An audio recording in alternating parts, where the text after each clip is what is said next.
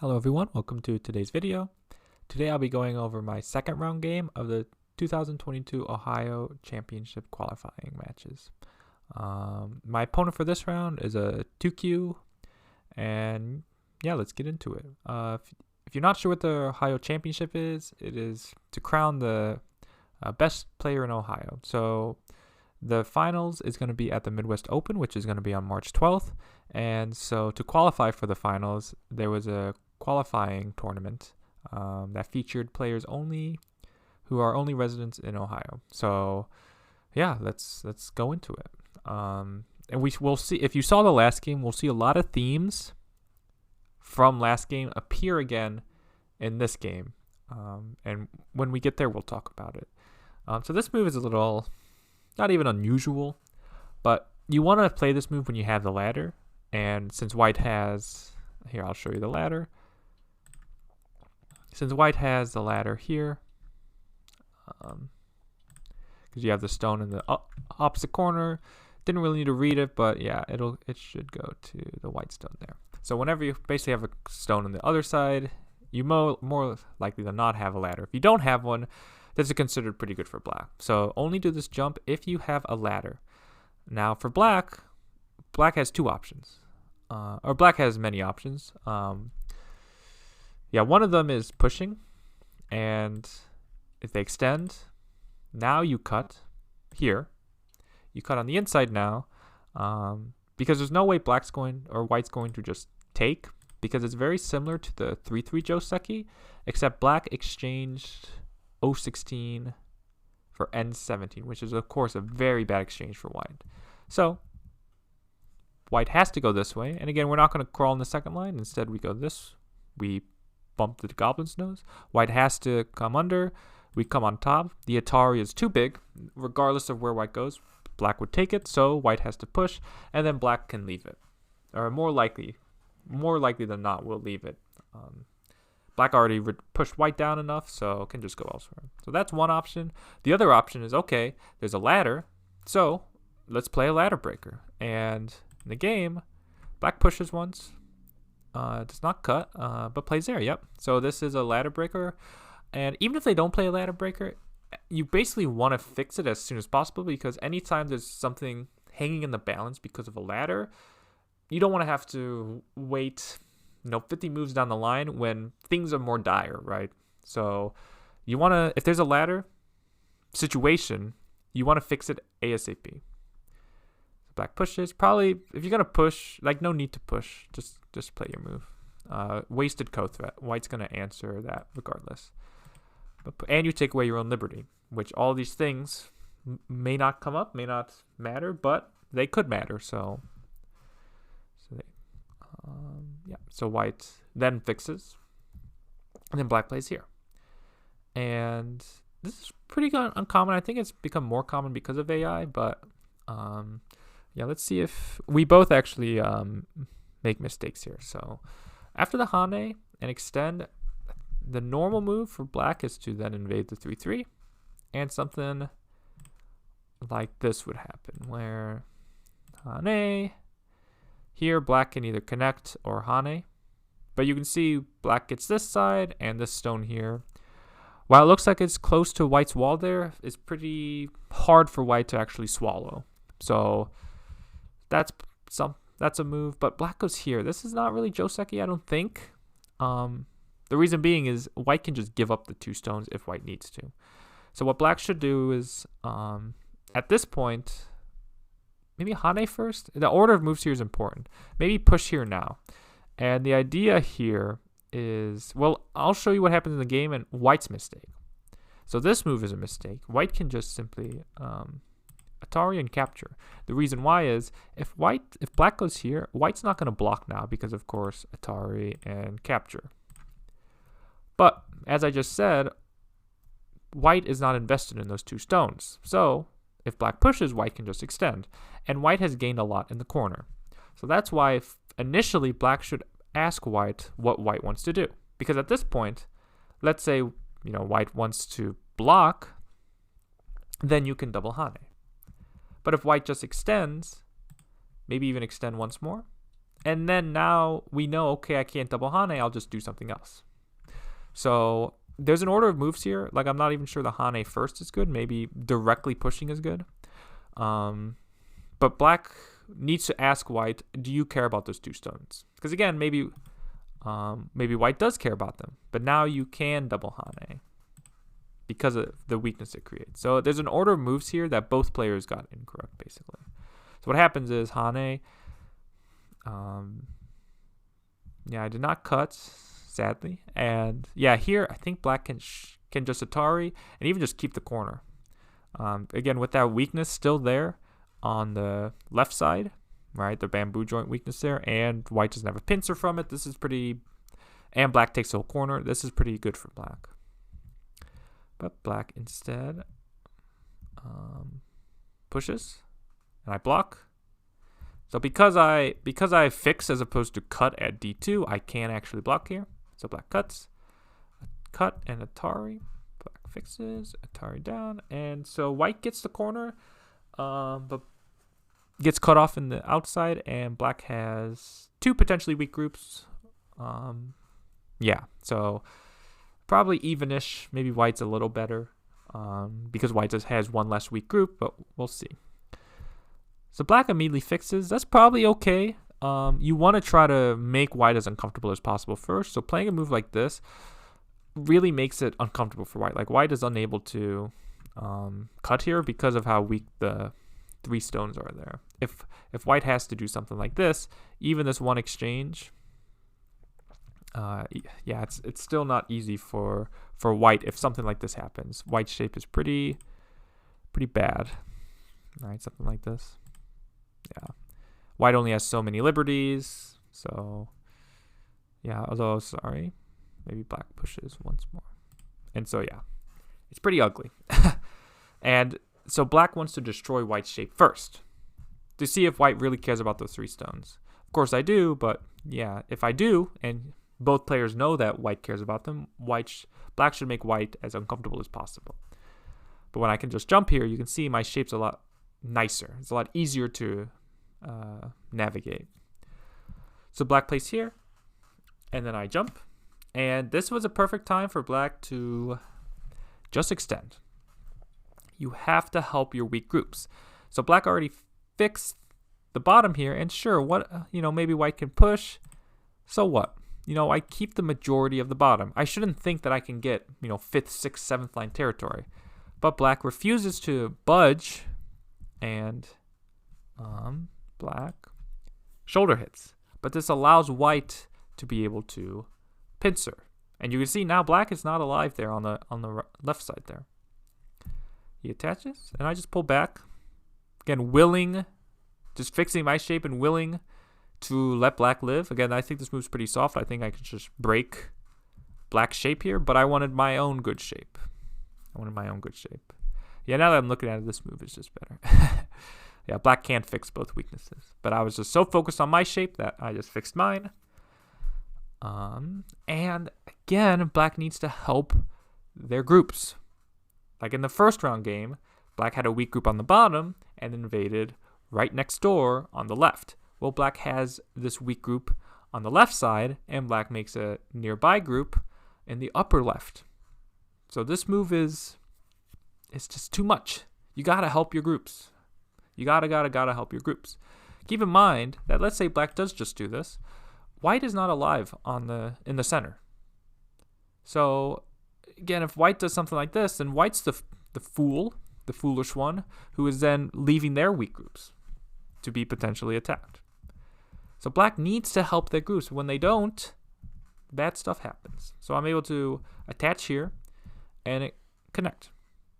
And now I'm threatening B7. I'm threatening to push through. And that stone at C11 that black could have gotten an extension for earlier is in a perfect spot. And black's stone at C14 that they just played is not going to get any use. So they extend, or they connect, push through, right there. And again, I kind of get the feeling this move, right when white can still double Hane, it probably doesn't feel as good, but this at least allows black to stay alive. And the game, black cuts, and this is way too much. Way, way, way too much. When white descends, black isn't even alive on the left side. So you can see black is struggling to make the left side alive. The C14 stone is not alive. And now this cut here has to live against this very strong white group here. So black has to block. And then, yeah, this is a very good move. This is a very good move. Because when I Atari, I have to play back in at some point. Maybe not immediately, but at some point I have to play this move anyways. So just play it directly. If black extends, then when I push up, this is perfect shape for me. This is a perfect shape for me. I'm perfectly cutting black. That's what I want.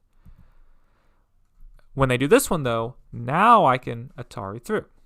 Now I can Atari through, like so. Right? It would be as if, okay, what happens? Yeah. So they extend there. So it'd be as if I Atari,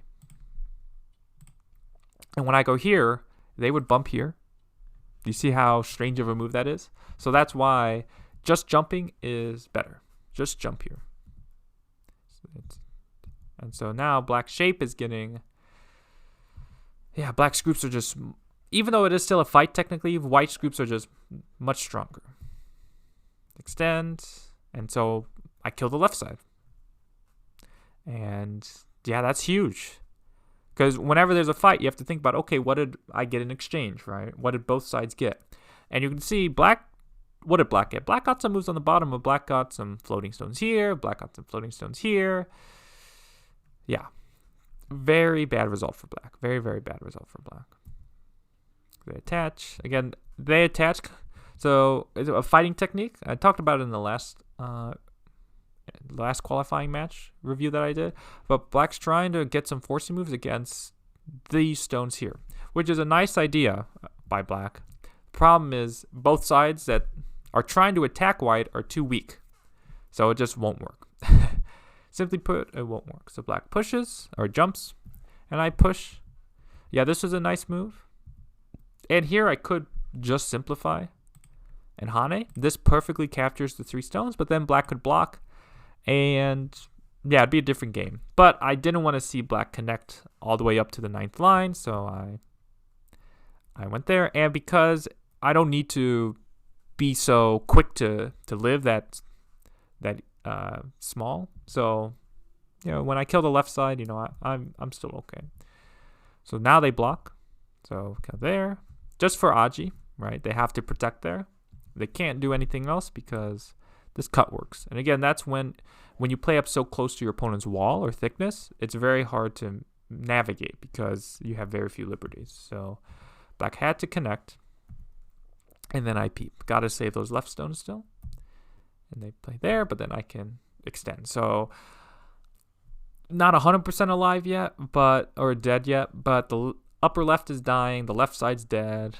There's these cutting stones here, and white is breaking through. So already this game is pretty bad for black.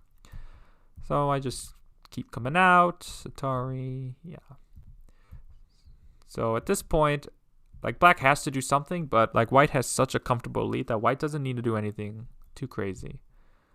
So I just play quote-unquote normal moves, right? I don't need to do anything spectacular because I have so many points on the left side. I just need to reduce a little bit and I'll be good. So they Hane and jump. That's a good exchange. Play there. They come down and I can jump. Again, my stones are so strong that I can just jump to them. They extend down. Yep, so I cut. Again, now there's no question on black's life in the upper left. It is just dead. So they attach. But again, I don't need to fight. I do not need to fight. So I just extend. They jump. Because they have to, again, you can see they have to worry about the upper right now as well. They're kind of getting cut off as well. And the Hane, this move is a definitive mistake. Cut. Push once more. Push once more is to see if they care about those 2 stones. So I Atari. And this is just a reading mistake for black. Of course, the belly of the stones captures them. So yeah, at this point, if black even had a slightest chance before to win, now that is all gone. There's no chance now. Yeah, white comes in. The attachment, yeah, white's going to come in for sure. Like this. Peep, and then jump. So now white actually has an alive group and is peeping black shape there. So black pushes and then fixes their shape, and I hane. They cut. So again, white is 100% alive there. It might look like a ko-ish shape. Yeah, let's ignore that move. It might look like a ko-ish shape if they go there and then this sort of ko, but white can simply just connect here, and that's an alive shape. So white being able to live on the inside of black's territory there is so big. So peep, black connects under, and then a ko. This ko is huge. This ko is huge, and so I push. Black can't. Black probably could fight this ko, but if black answers once, then black's going to answer every other of white's ko threats on the bottom. So black just says, okay, I'll just connect. Black does have ko threats in the upper right, of course, with all these Ataris and peeps that black could do, but it makes sense to just like give it up, right? If they know they're going to answer more, then no need to. So they go there, yep. So I get it reduced a little bit. Something better works here, but I make a big mistake. It's just connect. It's just connect. If black tries to hane, then there's the cut here, right? Cut, or black needs to save Atari. Cut here, and now this Atari works. This Atari works. In the game, I knew something worked there. Honestly, I knew something worked there, but I played the move that looked like the better move because, yeah, this move kind of feels a little slow, but going here, okay, cut. I should say cut. And then this just doesn't work. So this was just a big misread by me. Yeah, so play there once, push there, which I thought they would answer. And again, if a game's not going great for you, you need to be willing to give up some things, right? So even though white gets to come in on the bottom, it's a gote reduction, so black gets 2 moves on the top. So it feels pretty bad for black, but when you're behind, you kind of have to make things happen, and if you just answer your opponent, things will never happen. So even if it's technically bad, I kind of understand black's reasoning of ignoring, because besides the bottom, the top side is then the next largest side. But white's so strong on the upper left, and the upper right, white can just jump in, and it's going to be hard for black to keep white separated. Beep. Yep, hane. Play there. And then Atari, and then can attach under, and that, again, simply just works. Black can try Atarying here. White has to take, of course. Yeah, if black goes this way, then this Atari is good. If black hanes this way, then white, now it doesn't work, but white can then pull back. And yeah, definitely better than the game, but white can still squeeze the bottom. So maybe a slight mistake by me, I guess. Then here, yeah, maybe it's a little too deep then. Maybe I do have to play here. It just feels bad to allow black to get this kind of like good shape here, right? But alas, attach, or here, Atari and connect first. Yeah, that's the way. Yeah, Atari and connect first. That's the better way of doing it. Yeah, but black didn't see this Atari that they could have gotten and just let me connect, which is huge. And yeah, the game just kind of just ends here. Black resigns. Again, it wasn't really anything white did. It was that black just made wrong direction of play choices on the left side. When your groups aren't settled, you need to take care of them. Take care of your unsettled groups. That is so important. And if you're building something, don't be the first one to come in. That is also very important. Yeah, in the game, we saw that black played in the upper left, when there was no need to. There's no need to play in the upper left when when there's a fight. It's not even black has a weak group. White also has a weak group in the center. So whoever gets the first moves in the center is going to have a big advantage. Quickly looking at that again. Because again, it is a highlight. After this, it was pretty smooth sailings for white. But before this game's not bad for either side. Yeah, white is not alive in the center. So just settle your groups and everything will be okay. But when you have weak groups and you make more weak groups, that's when things fall apart. So black just needed to be a little more patient and just live comfortably and go from there. As well as from here, just helping their weak stones. Bottom side is not that weak. The left side is much weaker. So yeah, they should play on that side too. Yeah. Oops, that's not the game. But yeah, if you have any questions about the game, please let me know in the comments. So also, along with the Ohio Championship, this is a final game. This was the last round of qualifiers. So after this game, I actually qualified for the finals. And again, the finals will be at the Midwest Open.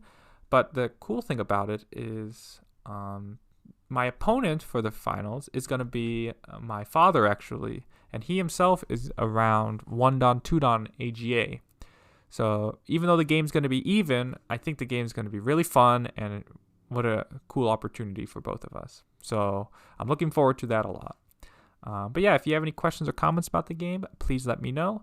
And the next, there might be a couple videos in between, but look forward to videos on my games from the Midwest Open, whether it is the finals for the Ohio Championship or just the open bracket. But yeah, thank you for watching, and I'll see you all in the next video.